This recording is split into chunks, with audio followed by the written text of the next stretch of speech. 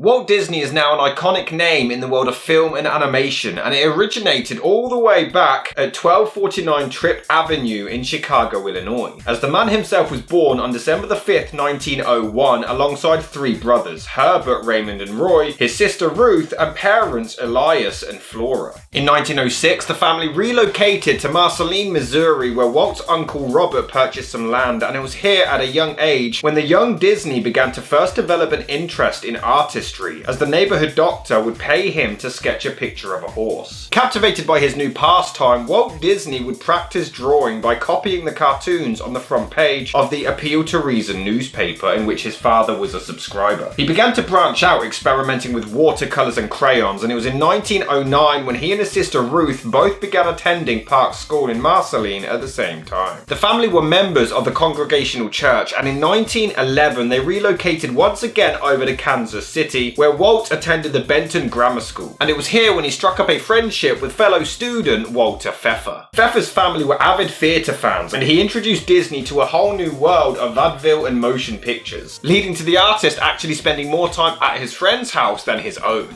It was around this time when Elias purchased two newspaper delivery routes, the Kansas City Star and the Kansas City Times. However, this would soon take its toll on the young artist. Walt and his brother Roy would wake up at 4:30 in the morning every day to deliver the Times, before attending school all day and then delivering the Star in the evenings. This tight schedule really affected him and his grades at school, as they began to decline due to him frequently falling asleep in class. Regardless, he did still continue this paper route for over 6 years. During this time, his passion for illustration never wavered, as he started to attend Saturday courses at the Kansas City Art Institute, as well as taking a correspondence course in cartooning. The family's revolving door of homes continued in 1917 when Elias purchased stock in a Chicago jelly producer named the Ozell Company, and returned back to the city, where Disney enrolled at McKinley High School. He soon became a cartoonist for the school paper, drawing patriotic pictures depicting the ongoing World War I, and he also began attending night courses at the Chicago Academy of Fine Arts. It was in the middle of 1918 when Walt Disney attempted to join the United States Army, but he was denied due to his age. So in September, he actually forged the date of birth on his birth certificate to be able to join the Red Cross as an ambulance driver, being shipped over to France that November. Disney would soon continue spreading his passion, drawing cartoons on the side of his ambulance for decoration, and some of his work would even end up getting published in the Army newspaper Stars and Stripes. In October of 1919, Disney returned to Kansas City, where he gained work as an apprentice artist at the Pesman Rubin Commercial Art Studio, drawing advertising illustrations. And it was here when he befriended fellow artist Ub Iwerks. Sadly, in January of 1920, the studio had started to lose money over the Christmas period, so several staff members were let go, including Disney and Iwerks, who decided to start up their own business, the Iwerks Disney Commercial Artists, though this was rather short-lived. They failed to bring in many customers, so they mutually agreed that Disney should temporarily leave the business to earn a bit of extra money with the Kansas City Film Ad Company, which was ran by A.V. Korger. However, Iwerks struggled to run the company on his own, and he decided to close up shop,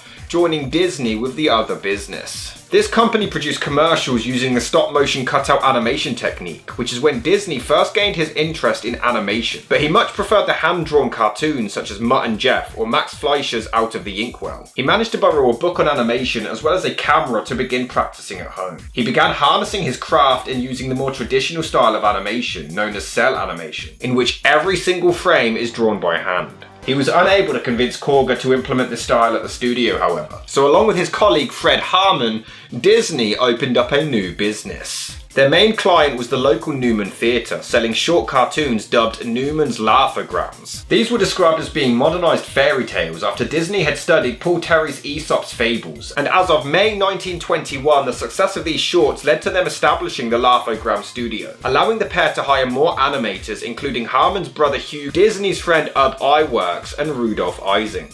Unfortunately, though these were well received, they weren't making the company enough money to stay afloat. Walt Disney was an innovator, always attempting to find new ways to be creative with his stories, so he began production on Alice's Wonderland, based on the books, in which he was attempting to combine live action with animation, casting Virginia Davis in the lead. This produced a 12.5-minute short film, and unfortunately, despite the later success, this was far too late and the company went into bankruptcy in 1923. However, in July that year, Disney relocated again to Hollywood. At the time, New York was the center of the cartoon industry, but Walt's brother Roy was in Los Angeles recovering from tuberculosis, so he instead opted to move there in the hopes of becoming a live-action film director. For a while, Disney failed to sell his Alice's Wonderland short until it was picked up by New York film distributor Margaret J. Winkler. At the time, she was losing the rights to Out of the Inkwell and the Felix the Cat cartoons, so she was desperate to pick up a new series. In October of 1923, Winkler and Disney signed a contract to produce 6 Alice shorts with the possibility of 2 further 6-episode seasons. This is when Walt and his brother Roy formed the Disney Brothers Studio, which would later become the Walt Disney Company. They managed to convince Virginia Davis to relocate to Hollywood to reprise her role in the Alice shorts on a contract of just $100 a month. By July 1924, Disney also managed to convince his buddy Iwerks to also relocate to Hollywood from Kansas City to join them. It was at the start of 1925 when Walt Disney met ink artist Lillian Bounds and hired her for his studio, but the two soon formed a relationship and ended up getting married that July at her brother's home in Lewistown, Idaho. While Lillian described the marriage as generally happy and would later say, "We shared a wonderful life, exciting life, and we loved every minute of it. He was a wonderful husband to me and wonderful and joyful father and grandfather." Walt Disney's own biographer Neil Gabler actually disagreed, however,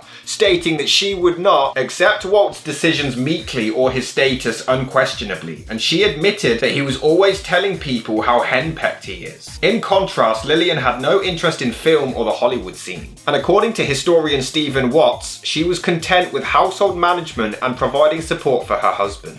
It was in 1926 when the first ever official Walt Disney Studio was established at 2725 Hyperion Avenue. That same year, Winkler's distribution role of the Alice series was handed down to her husband, film producer Charles Mintz. But he and Walt Disney often clashed, and their working relationship was often described as being rather tense. By July 1927, Disney had grown tired of the Alice series, and it came to an end as he wanted to move away from the mixed format, intending to focus solely on animation. Mintz was wanting some new material to distribute through Universal Pictures, so Disney and Iwerks came up with Oswald the Lucky Rabbit, which he intended to be peppy, alert, saucy and venturesome, keeping him also neat and trim. However, this would only cause further disputes as Disney wanted a larger salary, which Mintz refused, even threatening to start his own studio and produce the entire series himself if Disney refused the lower pay. However, Walt actually stuck to his guns and ended up losing most of his animators because of this,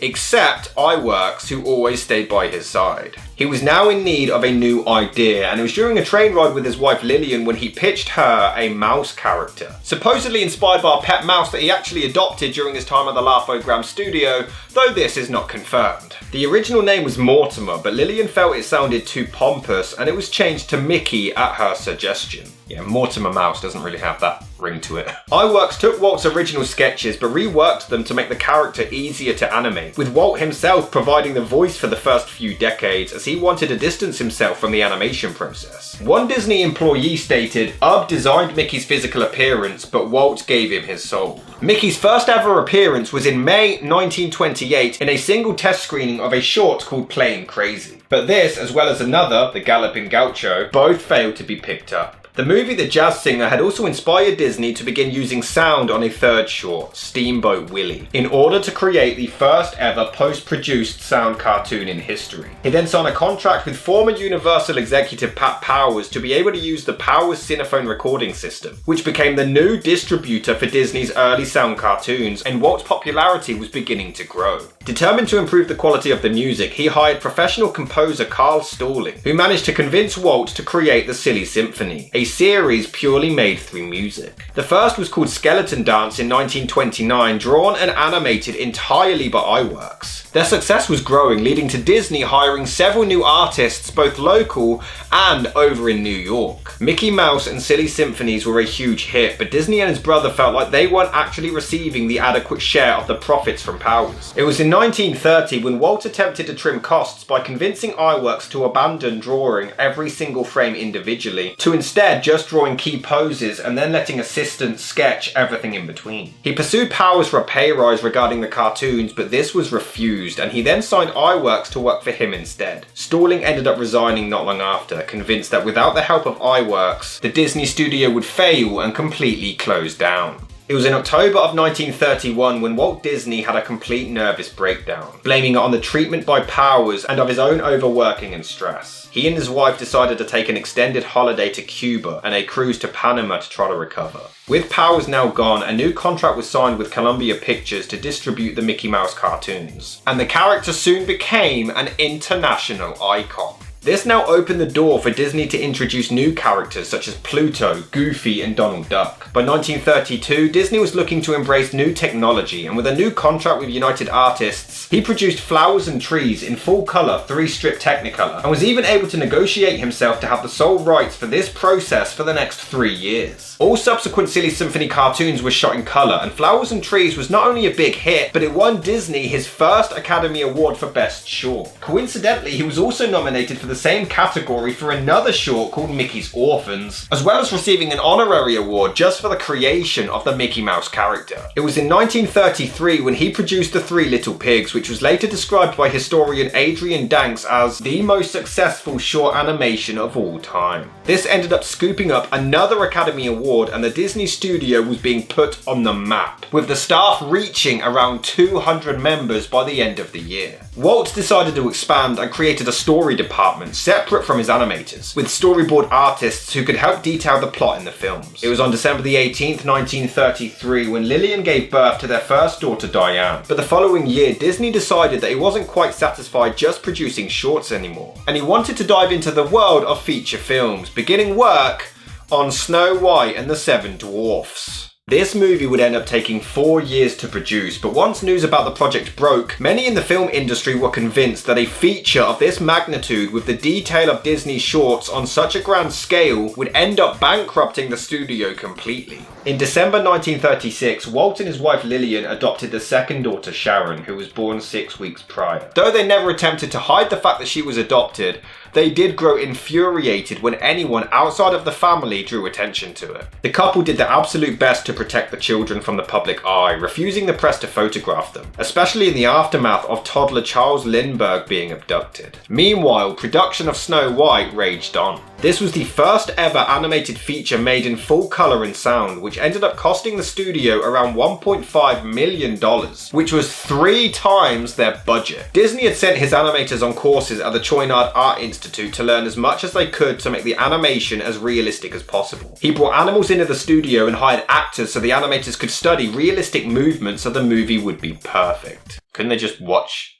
a normal person? They didn't need to be actors, right? In order to change the perspective of the background as the camera moved through the screen, the animators designed a multi-plane camera, which allowed drawings on pieces of glass to be set at various distances from the camera, to create an illusion of depth, which was revolutionary for its time. The thing is, the majority of Snow White was actually finished by the time the camera was ready, but Disney ordered for several scenes to be completely redrawn with the new effects. The camera was used for the Old Mill in 1937, which gained another Academy Award for its visualization. Snow White premiered in December that year and was the most successful motion picture of 1938. By May the following year, it had made $6.5 million and was the most successful sound movie in history at the time. Walt Disney picked up an honorary Academy Award for the film, and this is what kick-started what is commonly referred to as the golden age of animation. But just when it seems Disney is finally on the map, everything suddenly comes crashing down. It was in 1938 when Disney began producing both Pinocchio and Fantasia, which were released 2 years later, but they were both financial disasters. The main consensus is that this was due to the poor European revenues overseas due to the Second World War. However, due to this, by February 1941, the Disney studio was in financial peril. Walt and his brother had no choice but to implement heavy salary cuts to try to make ends meet, as well as publicly selling shares of the company just to try to stay afloat. This only caused further issues as this led to the animators going on strike, which lasted 5 weeks. A federal mediator was appointed from the National Labor Relations Board to negotiate both sides, with Walt Disney heading to South America while the dispute was resolved. During this debacle, several animators quit the studio, and Disney's relationship with the remaining staff began to sour. This delayed the development of the next project, Dumbo, which was made for as little money as possible. It came out in October and was well received, but not long after, the United States joined the Second World War. And Disney decided to try to capitalize on this, forming the Walt Disney Training Films unit within the company to produce instruction films for the military, such as 4 Methods of Flush Riveting piloting and aircraft productions methods. He began producing short Donald Duck cartoons promoting war bonds, as well as several propaganda productions, including Victory Through Air Power and Defura's Face, which picked up another Academy Award. However, these shorts only made enough money to pay for themselves and weren't enough to save the studio. This would only become worse in August 1942 when Bambi was released, which had been in production for 5 years, but also badly underperformed and lost the studio a further $200,000. It was in 1944 when they were now $4 million in debt owed to the Bank of America. They met with the bank directly to discuss the future of the company, which is when the chairman and founder Amedeo Giannini still decided to trust them, telling his executives, "I've been watching the Disney's pictures quite closely because I knew we were lending them money far above the financial risk. They're good this year, they're good next year, and they're good the year after. You have to relax and give them time to market their product." Growing up, Disney always identified as a Democrat, but during the 40s presidential election, he became a Republican. At one point, he paid for a full-page ad in Variety where he blamed the communists for being responsible for the cartoonist strike against him. As the decade progressed, the production of the short started to slow down as the animation competition increased. So in an attempt to solve their financial desperation, Roy suggested returning to their roots of combining animation with live action. It was in 1946 when Walt Disney became the founding member of the Motion Picture Alliance for the Preservation of American Ideals, an organization who stated that they believe in and like the American way of life. We find ourselves in a sharp revolt against a rising tide of communism, fascism, and kindred beliefs that seek subversive means to undermine and change this way of life. In 1948, the studio produced a series of popular live-action nature films named True Life Adventures, one of which was called Seal Island, which picked up yet another Academy Award. In 1949, Disney moved his family to a new home in Holmby Hills, Los Angeles, where he created a miniature live-stream railroad for his backyard built by Disney Studios engineer Roger E. Broggie. He named the train Lily Bell after his wife, though it wouldn't last forever. The train was rideable, and a guest once drove it too fast around a bend, which caused it to derail. A small 5-year-old girl was then burned by the steam, and as a result the train was closed and put away in storage. By the time 1950 rolled around, Disney hadn't produced an animated feature in 8 years, which is when they came out with Cinderella. This was extremely well received, and though it cost $2.2 million to make, it earned $8 million back in its first year alone. However, Walt himself wasn't as involved with this feature as he had been previously, due to filming the live-action Treasure Island over in the UK, as well as the story of Robin Hood and his merry men. However, he did return to animation with Alice in Wonderland in 1951 and Peter Pan 2 years after. It was at this point he started to pay less attention to the animation department, leaving that to his cartoonists, though he would often still attend story meetings. But he wanted to focus more on live action and other business ventures. He developed his own film distribution division, Buena Vista, replacing RKO, but he had his sights on much bigger things.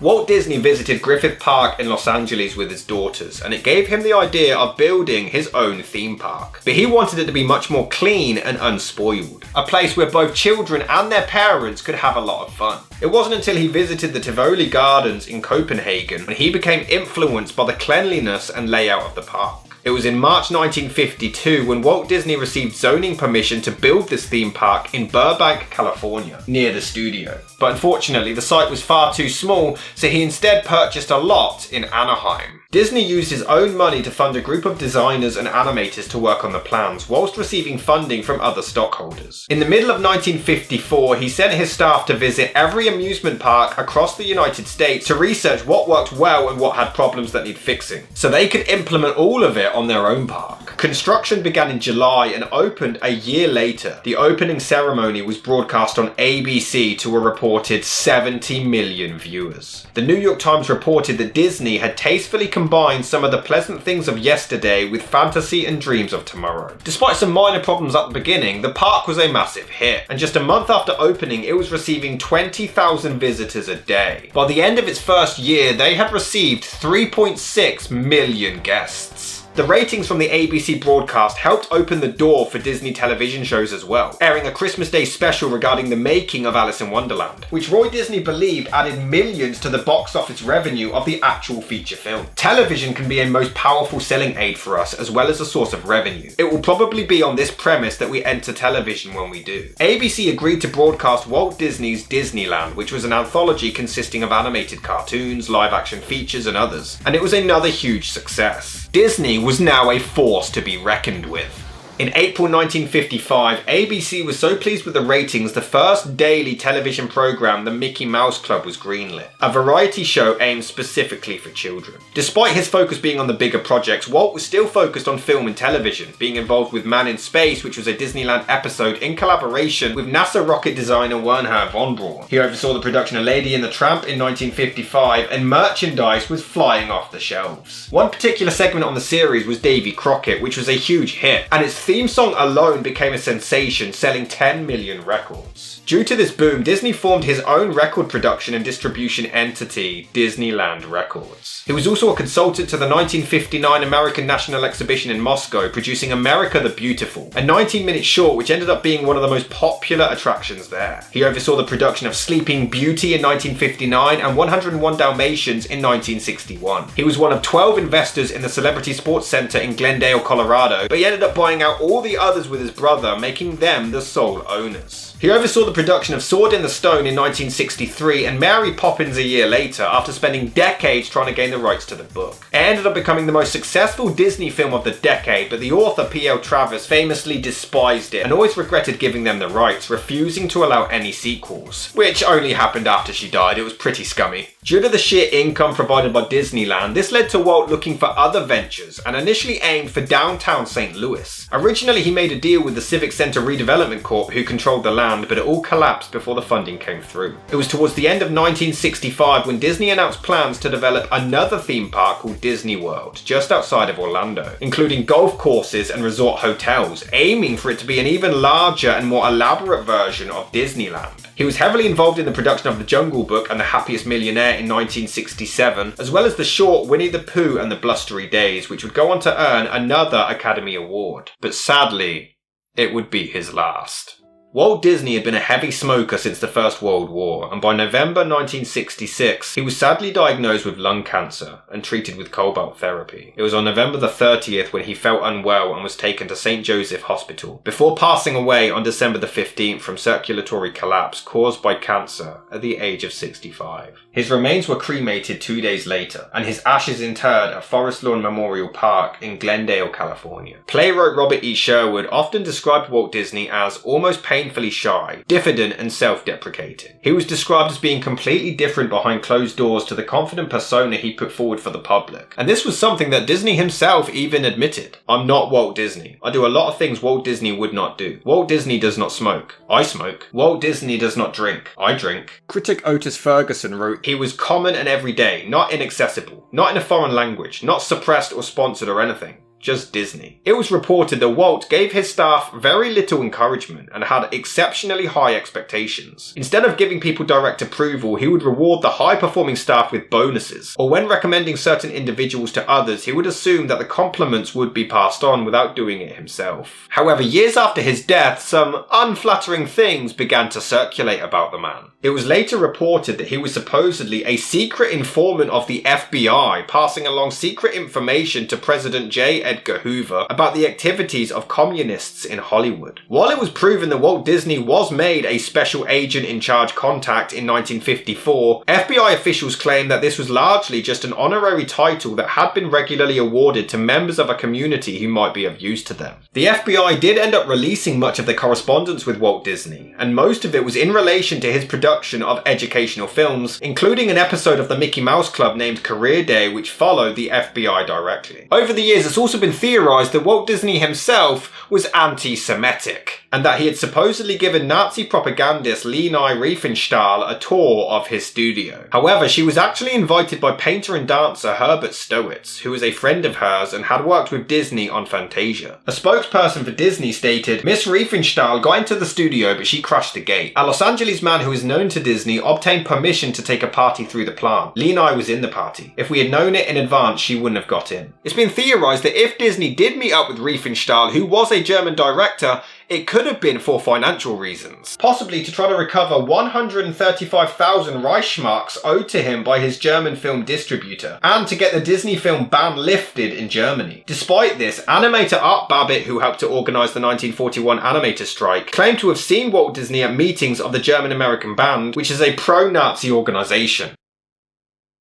Why were you there then? However, it was well known that Babbitt had a huge grudge against Disney, and this was also largely disputed by his biographer Neil Gabler. That was highly unlikely, not only because Walt had little enough time for his family, much less political meetings, but because he had no real political learnings at the time. There were absolutely no records whatsoever of Walt Disney ever attending these meetings. Furthermore, Disney had often produced many propaganda films against the Nazis, and while the studio admitted that there were ethnic stereotypes in the early cartoons, that was very common in films at the time. Walt himself had donated to many Jewish charities, and the studio even included Jewish staff members who were in influential positions and had denied ever facing any negative treatment. Even Art Babbitt, who told the aforementioned story, was Jewish and hated Disney, but still maintained that he was never mistreated by him. There is no evidence whatsoever of Walt Disney being anti-Semitic. Jewish storyman Joe Grant stated, "As far as I'm concerned, there was no evidence of anti-Semitism. I think the whole idea should be put to rest and buried deep. He was not anti-Semitic. Some of the most influential people at the studio were Jewish. It's much ado about nothing. I never once had a problem with him in that way." In fact, songwriter Robert Sherman claims that one of Disney's lawyers once made anti-Semitic remarks towards him and his brother Richard, and it was Walt who stepped in to defend them and fired the attorney on the spot. It's a possibility that these rumours spread due to Disney's affiliation with the aforementioned Motion Picture Alliance for the Preservation of American Ideals, which supposedly did have anti-Semitic undertones. Though Walt himself, in my estimation, was not anti-Semitic, nevertheless he willingly allied himself with people who were anti-Semitic, and that reputation stuck. He was never really able to expunge it throughout his life. Though it is worth noting that Disney did distance himself from this particular group in 1947. Disney's own daughter Diane claimed that her sister Sharon even dated a Jewish boy for a while, who faced no objections from their family. And Walt even supposedly said, "Sharon, I think it's wonderful how these Jewish families have accepted you." The accusations wouldn't stop there, however, as several old cartoons were re-evaluated over the years with extremely questionable content, and Walt Disney himself now being accused of being racist. Neil Gabler denied this, however, stating, "Walt Disney was no racist. He never, either publicly or privately, made disparaging remarks about blacks or asserted white superiority. Like most white Americans of his generation, however, he was racially insensitive." In particular, the film Song of the South faced heavy criticism for its racist content, but in reality, Walt Disney became close friends with the lead, James Baskett. They remained in contact after the movie's release, providing him gifts, and when Baskett fell ill, Disney financially supported him and campaigned for him to earn an honorary Academy Award for his performance, becoming the first ever black actor to do so. After his death, his widow wrote to Disney thanking him for his kind generosity. Floyd Norman was the studio's first black animator, and he also spoke out to defend the man. "Not once did I observe a hint of the racist behaviour Walt Disney was often accused of after his death. His treatment of people, and by this I mean all people, can only be called exemplary." In total, Walt Disney was involved in 81 feature films, but even after his death, his legacy lived on. His brother Roy deferred retirement to take full control of the Disney companies, and in 1971 he dedicated Walt Disney World to his late brother. Lillian went on to remarry to a real estate developer, John L. Truans, before sadly passing away from a stroke on December 15th, 1997 in Los Angeles at the age of 98. Eerily, exactly 31 years to the day after her late husband. Diane would go on to produce 7 Disney children, while Sharon had 3, but the former would pass away on February the 16th, 1993 from breast cancer at the age of 57. While Diane would follow on November the 19th, 2013, dying at the age of 79 after medical complications. The movie Mr. Banks, based on the production of Mary Poppins, was dedicated to her memory. While the studio continued to produce live-action films, the art of animation died out until 1989 with The Little Mermaid, and it continues entertaining millions around the world. The various Disney theme parks around the globe continue to host around 134 million visitors every single year, and Walt Disney will forever live on in our hearts and memories. That's it for today. I hope you guys like this new video series I'm trying out. Let me know who in movies and TV you want me to cover next, but I really hope you like this. I'd like to do more, and I'll see you next week.